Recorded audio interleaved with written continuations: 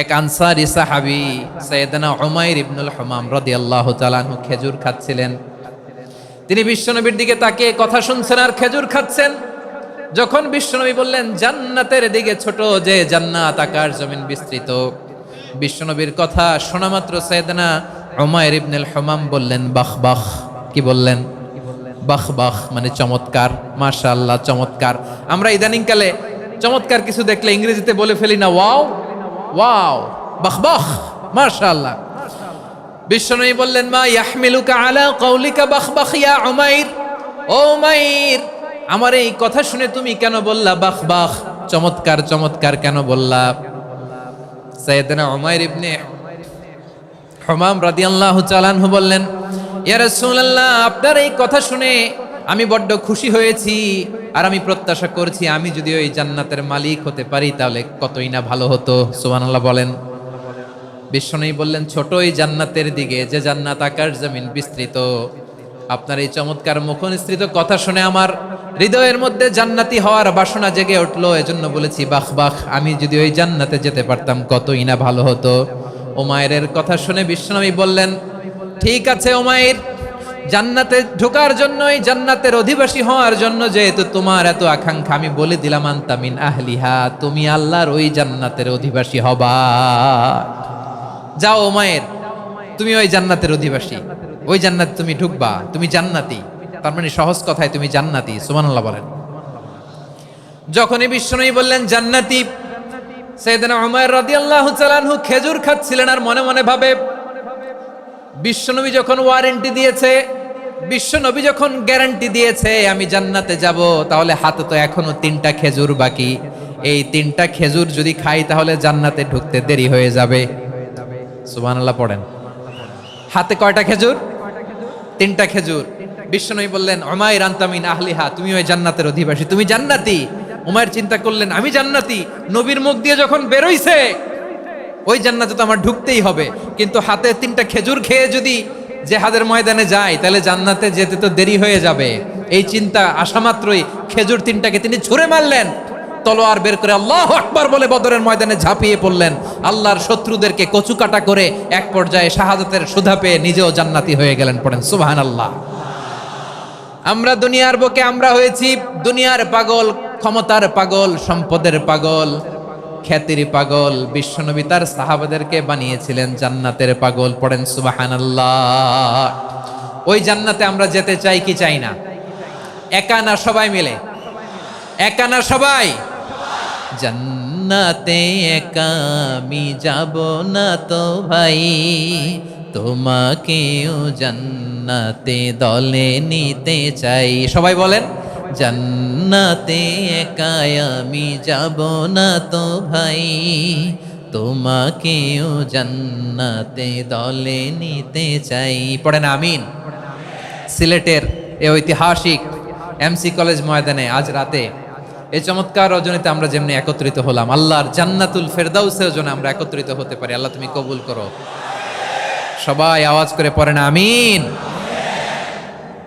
তাহলে চিন্তা করেন কিভাবে বিশ্বনবী জান্নাতকে চিত্রায়িত করেছেন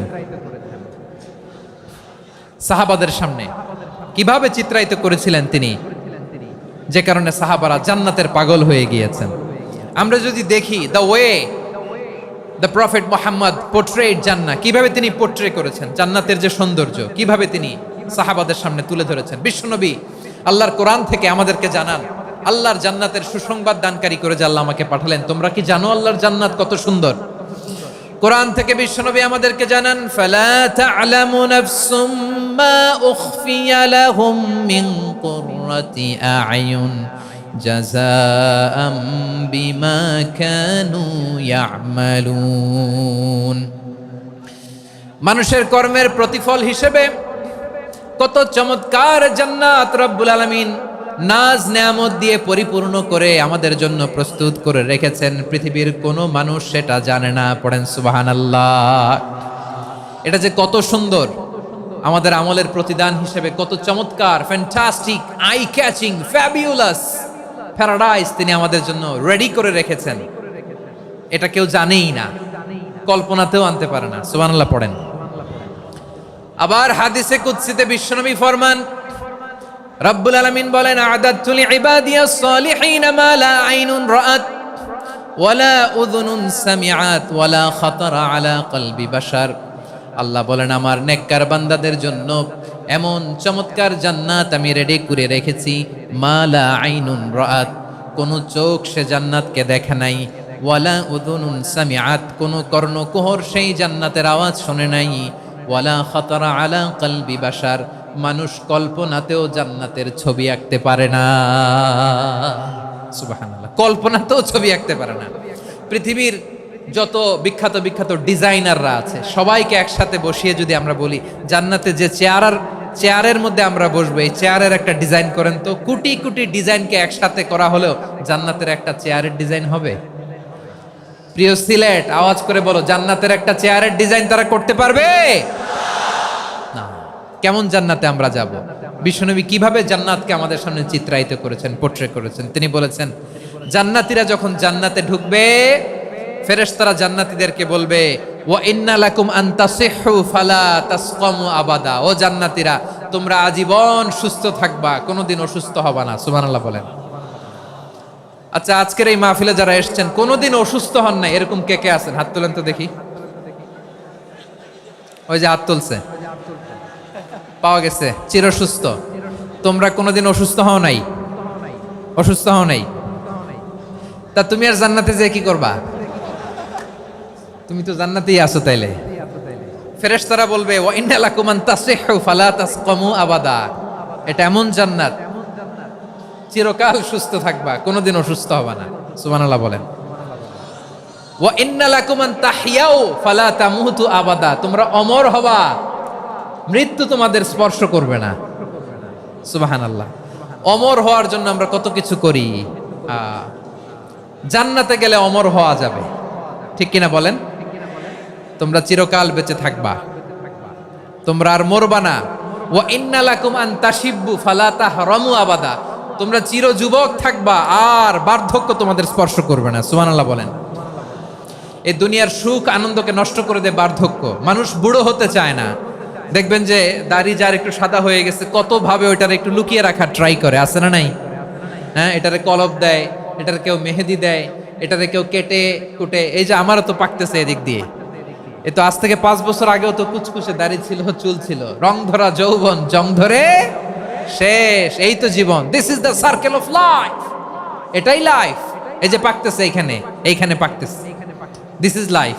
তো মানুষ বুড়ো হতে চায় না। এখন দেখবেন যে অনেক শ্যাম্পু বেরোইছে, শ্যাম্পু অ্যান্টি এজিং শ্যাম্পু। কি এজিং? Anti ageing. ক্রিম বের হয়েছে, ক্রিম, অ্যান্টি এজিং ক্রিম। এটা বলে অ্যাট্রাকশন লাগায় আর কি, যে এটা মাখলে মানুষ আর বুড়ো হয় না, এই শ্যাম্পু দিলে মানুষ আর বুড়ো হয় না। ভারতের একজন ধনকুবের আছে, নাম শুনেছেন না? মুকেশ আম্বানি। ওনার স্ত্রী নীতা আম্বানি, আমি একটা নিউজে দেখলাম যে তিনি গোল্ড ওয়াটার খেয়েছেন। এক বোতল গোল্ড ওয়াটারের দাম মোস্ট লাইকলি $60,000, $60,000 এক বোতল গোল্ড ওয়াটার। কেন? এটা খেলে বার্ধক্যের ছাপ নাকি চেহারায় লাগে না। কিন্তু মানুষ যতই বয়স ধরে রাখতে চাক এই দুনিয়ার জামিনে, সে কি তার বয়স লুকাতে পারে? আমার কলিজা টুকরা সিলেট, আওয়াজ করে বলেন, এই দুনিয়ার জীবনে বয়সকে ধরে রাখা যাবে? আপনি অমর হবেন জান্নাতে, চির সুস্থ হবেন জান্নাতে। আপনি যদি চির যৌবন থাকতে চান, চির যুবক, এটা পাবেন জান্নাতে। সুবহানাল্লাহ বলেন। ওই জান্নাতে আপনি যেতে চান তো? চান? এভাবে বিশ্বনবী উম্মতের সামনে জান্নাতকে চিত্রায়িত করেছেন, পোট্রে করেছেন। এজন্য বিশ্বনবীর বৈশিষ্ট্য দিয়েছেন আল্লাহ তাআলা মুবাশশিরাম বিল জান্নাহ। নবী হে, আপনি জান্নাতের সুসংবাদদাতা। আওয়াজ করে পড়তে হবে আল্লাহু আকবার। এজন্য আল্লাহ বলেন, ইয়া আইয়ুহান নাবিয়্যু ইন্না আরসালনাকা শাহিদা, ও নবী আপনারে আমি সাক্ষ্যদাতা করে পাঠালাম, সাক্ষ্যদাতা করে পাঠালাম। মুবাশশিরা শাহিদাও ওয়া মুবাশশিরা, আপনারে আমি জান্নাতের সুসংবাদদাতা করে পাঠালাম। 3 নম্বরে হলো নাযীরা, আপনাকে আমি জাহান্নামের সতর্ককারী রূপে প্রেরণ করলাম। পড়েন সুবহানাল্লাহ। আমার প্রিয় বন্ধুরা, বলেন তো আল্লাহ বিশ্বনবীর কয়টা বৈশিষ্ট্যের কথা এখানে উল্লেখ করেছেন? এই যে মাশাআল্লাহ, আওয়াজ করে বলতে হবে কয়টা? 5টা। 1 নম্বরে শাহিদান, সাক্ষ্যদাতা। 2 নম্বরে মুবাশশিরা, সুসংবাদদাতা। 3 নম্বরে আমরা আছি নাযীরা, তিনি হলেন সতর্ককারী। সতর্ককারী, দ্য ওয়ার্নার, ওয়ার্নিং দিতে তিনি এসেছেন। হি ওয়াজ দ্য ওয়ার্নার, সতর্ক করতে, সাবধান বাণী দিতে তিনি এই জমিনে এসেছেন। ঠিক কিনা বলেন? এই সিলেট, ওকে বিদায় নেই, আমি চলে গেলাম। যা তোমরা দেখালা, it's good enough for tonight.